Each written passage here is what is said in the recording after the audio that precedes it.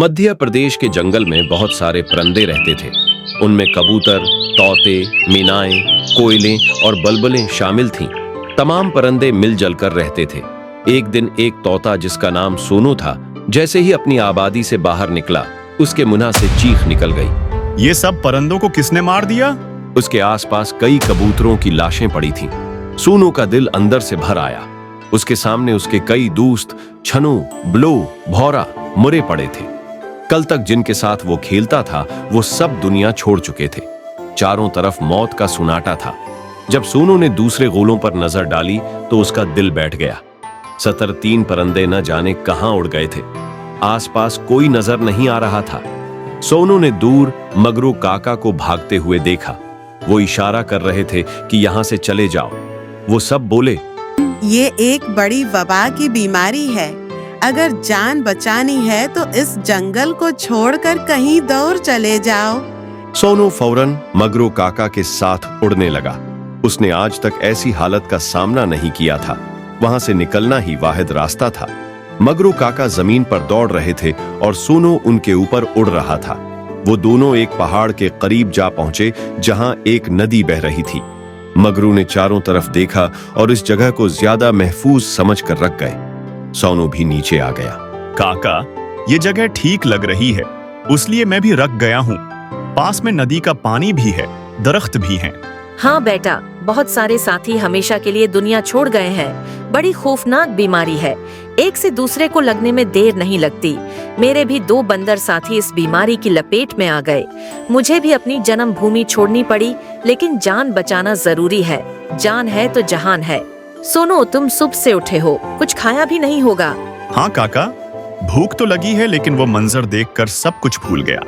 तुम थक भी गए होगे, बैठो ना, मैं दरख्त से पके हुए अमरूद तोड़ कर लाता हूँ। सोनू उड़कर गया और थोड़ी देर में कई अमरूद ले आया। दोनों ने अमरूद खाए और बातें करने लगे। तभी अचानक उन पर किसी की नजर पड़ी, मगर वो पीछे से आ रहा था, उसलिए वो नजर न आया। मगरू काका फौरन होशियार हो गए और दरख्त पर चढ़ गए। सोनू भी उड़कर एक डाल पर बैठ गया। वो बलि जो उन्हें देख रही थी रख गई। सोनू ने देखा कि एक कबूतर दरख्त से गिरा और उसकी गर्दन में जख्म था, जैसे आग लगी हो। वो बल्ली उसे देख रही थी, लेकिन करीब नहीं जा रही थी। बल्ली आहिस्ता आहिस्ता पीछे हट गई। अरे, ये तो कबूतर से डर गई। नहीं, वो कबूतर से नहीं, उसकी बीमारी से डर रही थी। इसी बीमारी ने कबूतरों को खत्म किया है। यहाँ रहना खतरे से खाली नहीं, यहाँ से जाना ही बेहतर है। वो नदी के किनारे किनारे बहुत दूर चलते गए।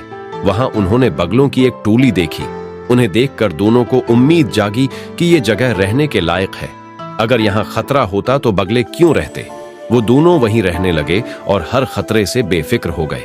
कुछ बगलों ने सोनू से दोस्ती कर ली, लेकिन मगरू बंदर से डरते थे। हमें बंदर से बहुत डर लगता है। एक बार एक बंदर ने मेरी गर्दन पकड़ ली थी, बड़ी मुश्किल से बचा। मेरे दोस्त ने एक कीला बंदर को दे दिया, तब जाकर वो मुझे छोड़ा। सोनू ने कहा, अरे, हमारे मगरू काका ऐसे नहीं हैं। वो किसी को नहीं सताते, सबकी मदद करते हैं। इसीलिए तो उनसे मेरी दोस्ती है। इतने में दूर मगरू काका जमीन पर गिर पड़े। वो बेचैन नजर आ रहे थे। उनकी तबीयत खराब हो गई थी। सोनू उनके पास पहुंचने ही वाला था कि उन्होंने हाथ के इशारे से रोका। यहाँ से चले जाओ, मेरे पास मत आओ। मैं उस बीमारी का शिकार हो गया हूँ। मैं नहीं चाहता कि तुम्हें भी ये बीमारी लगे। अपनी जान बचाकर यहाँ से चले जाओ। नहीं काका, मैं आपको छोड़कर कैसे जाऊं? मेरे काका को बचा लो। कोई दवा है? उनके सिवा इस दुनिया में मेरा कोई नहीं है। एक बगला सोनू को लेकर उड़ गया। उड़ते उड़ते वो पहाड़ के पास पहुंचे। यहाँ भी तो वबा है। जानता हूँ, मगर दवा भी यही है। आओ मेरे साथ। बगले ने एक जड़ी बूटी देखी। तोड़ने लगा तो एक सांप आ गया। सोनू ने फौरन सांप पर चोंच मारी। सांप पीछे हट गया। सोनू ने चालाकी से सांप को अपनी तरफ मुतवज्जा कर लिया और बगले ने जड़ी बूटी हासिल कर ली। जैसे ही वो दवा हाथ में आई, दोनों फौरन वापस आ गए। मगरू काका बेहोश पड़े थे। काका, मैं दवा ले आया हूँ, अब इलाज होगा। लेकिन कोई जवाब नहीं आया। बगले ने कहा, शायद बहुत देर हो चुकी है। नहीं, कुछ नहीं होगा। मैं अभी दवा उनके मुंह में डाल रहा हूँ। सोनू ने दवा पलाई और खुद भी दवा खाई। हम सब ये दवा रोज खाते हैं, इसीलिए हम बच्चे हैं। सोनू का दिल बैठा जा रहा था, आंखों से आंसू जारी थे। ऐ खुदा, मेरे काका को बचा लो। मैं तुम पर बहुत बड़ा एहसान मानूंगा। तभी अचानक मगरू बंदर ने आंखें खोल दी। सबसे पहले उन्होंने सोनू को पुकारा। सोनू, तुम यहाँ क्यों बैठे हो? काका, अब मैं हमेशा आपके पास बैठूंगा। आप भी दवा खाएंगे, मैं भी। हम सब ने दवा खा ली है, इसीलिए उस बीमारी को भगा दिया है। काका सब बातें सुनकर खुश हो गए और सोनू को गले से लगा। गोलो बंदर तालाब में तैर रहा था कि अचानक उसे किनारे पर कुछ जानवरों की आहट सुनाई दी। साथ ही खट-खट की आवाजें भी आईं। पलटकर देखा तो 2 बारहसिंघे अपनी सींगें आपस में फंसा बैठे थे और परेशान हो रहे थे। गोलो बंदर फौरन उनके पास पहुंचा और उनकी सींगों का बगौर जायजा लेने लगा। दोनों बारहसिंघे थक चुके थे। गोलो ने पूरी कोशिश की कि वो उनकी सींगें छुड़ा ले, लेकिन कोई नतीजा न निकला। गोलो बोला, तुम लोगों की सींगें तो कांटों से भी ज्यादा खतरनाक तरीके से फंस गई हैं। एक को आजाद करो तो दूसरा फंसता है। दोनों बारहसिंघों ने उल्तजा की। गोलो भाई, कुछ भी करो, हमें इस मुसीबत से बचाओ, वरना हम यहीं फंसे रह जाएंगे और जंगली दरिंदे हमें खा जाएंगे। गोलो ने कहा, ठीक है, तुम लोग प्यार से बैठे रहो और आपस में लड़ाई मत करो, मैं कुछ करता हूँ। थोड़ी देर बाद गोलो चूहों की एक टीम के साथ वापस आया। उनका सरदार जिम्मी चूहा था, जो निहायत समझदार और बहादुर था। जमी के हुक्म पर सारे चूहे बारहसिंघों की सींगों पर चढ़ गए और निहायत होशियारी से उन्हें कुतरना शुरू कर दिया। कुछ देर में दोनों बारहसिंघे आजाद हो गए। एक बारहसिंघा बोला, मैं तो दूसरे जंगल से आया था, गलती मेरी थी जो मैं लड़ पड़ा, अब मैं चलता हूँ। दूसरा बोला, मैं तो इसी जंगल का हूँ और गोलो को काफी अरसे से जानता हूँ, लेकिन आज उसने जो किया, मैं दिल से उसका कायल हो गया हूँ।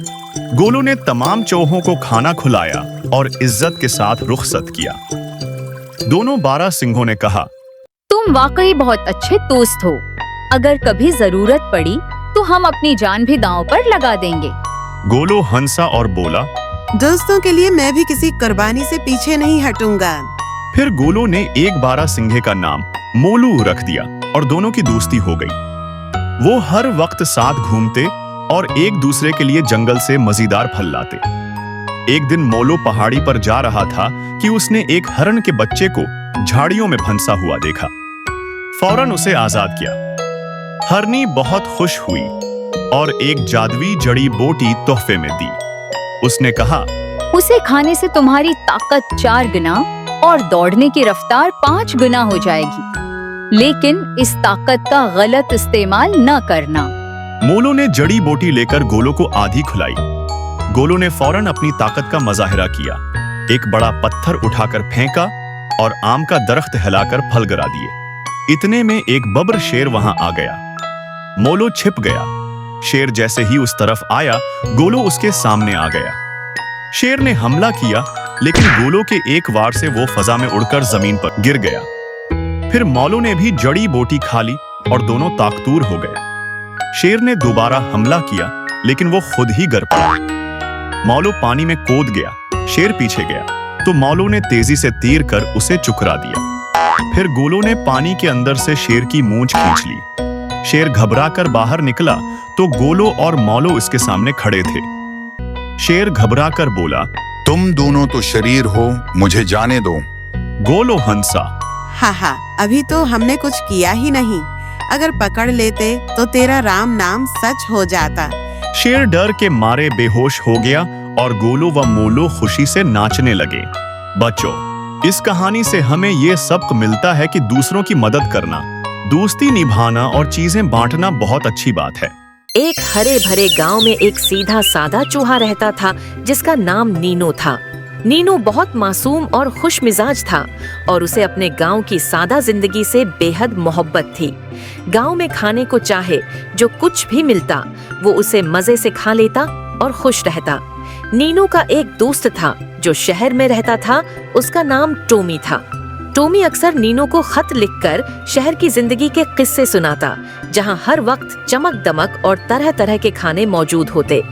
एक दिन टोमी गांव आया और नीनू से मिलने पहुंच गया। नीनू ने अपने दोस्त के लिए खाना बनाया जो ज्यादातर मकई के दाने और कुछ मीठे बीर थे। टोमी ने नीनू का देसी खाना देखा और हंसते हुए कहा, नीनो, तुम्हें अगर शहर के मजेदार खाने मिलें तो तुम ये सब भूल जाओगे।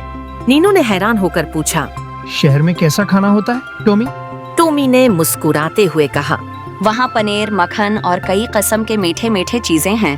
तुम्हारे गांव के मुकाबले में शहर जंत है। नीनू ने पहली बार शहर देखने का इरादा किया और तय कर लिया कि वो टोमी के साथ जाएगा। अगली सुबह टोमी और नीनू शहर की तरफ रवाना हुए। सफर के दौरान नीनू को बड़ी बड़ी गाड़ियाँ, ऊंची इमारतें और लोगों का हुजूम देखकर हैरत हो रही थी। उसके लिए ये सब बिल्कुल नया था। शहर पहुंचकर टोमी नीनू को एक खूबसूरत घर में ले गया जो शानदार फर्नीचर और बड़ी बड़ी चीजों से सजा हुआ था। नीनू ने कभी ऐसी चमक दमक नहीं देखी थी। वो दिल ही दिल में बहुत खुश हो रहा था और साथ ही कुछ घबरा भी रहा था। टोमी ने नीनू को किचन की तरफ ले जाकर कहा, यहाँ देखो, हमारे पास पनीर के ढेर हैं, मक्खन है, ब्रेड है और मजेदार मीठे भी हैं। नीनू ने इतना खाना देखा तो उसकी खुशी की अंतहा न रही। वो मजे से खाने के लिए आगे बढ़ा, मगर अचानक ही एक तेज मियाऊ की आवाज आई।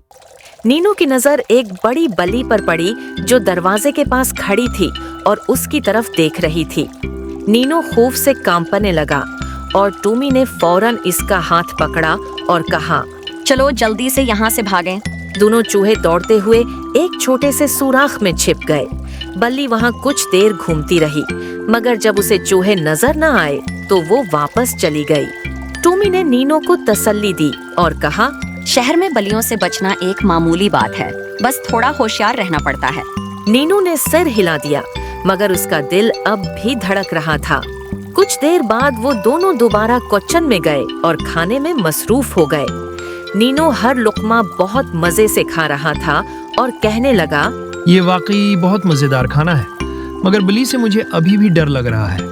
अभी नीनू खाने से लुत्फ अंदोज हो ही रहा था कि अचानक एक इंसान किचन में दाखिल हुआ। नीनू ने फौरन अपने कान खड़े किए और आंखें खोले। इंसान ने जैसे ही चूहे देखे वो चला कर बोला, अरे ये चूहे यहाँ कैसे आए? नीनू और टोमी दोनों फिर से दौड़ पड़े और एक अलमारी के नीचे छिप गए। इंसान ने डंडा उठाया और उन्हें ढूंढने लगा।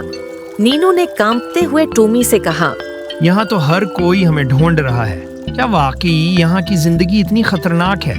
टोमी ने कहकहा लगाकर कहा, हाँ, ये तो मामूल की बात है, बस हमें थोड़ा मेहतात रहना पड़ता है।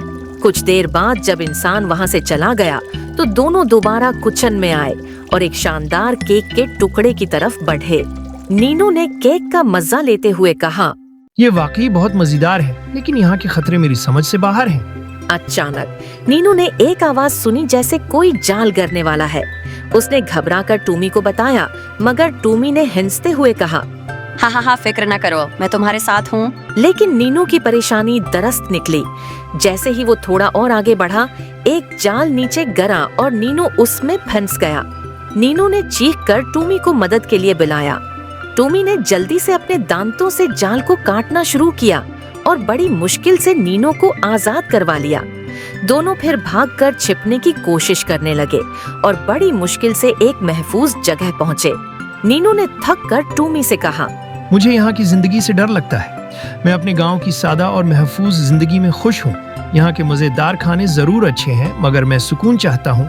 टोमी ने शर्मिंदा होते हुए कहा, शायद तुम सही कह रहे हो, हर किसी की जिंदगी का सुकून उसकी अपनी जगह पर होता है। नीनू ने अपने दोस्त को खुदा हाफिज कहा और वापस अपने गांव की तरफ रवाना हो गया। अब वो अपनी जिंदगी से और ज्यादा खुश था, क्योंकि उसे समझ आ गया था कि सादगी और सुकून ही असल खुशी है।